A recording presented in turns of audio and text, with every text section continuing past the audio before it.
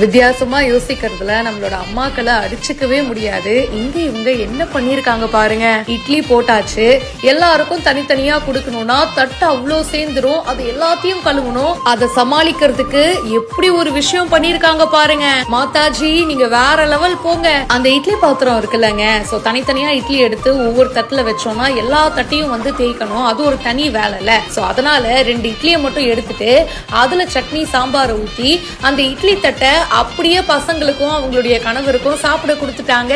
என்னம்மா இது புதுசால இருக்கு, எப்படிமா இதெல்லாம் யோசிக்கிறேன்னு அவங்களோட குழந்தைகளும் கணவரும் அப்படியே அந்த இட்லியை சாப்பிட்டுக்கிட்டே அவங்கள பாக்குறாங்க.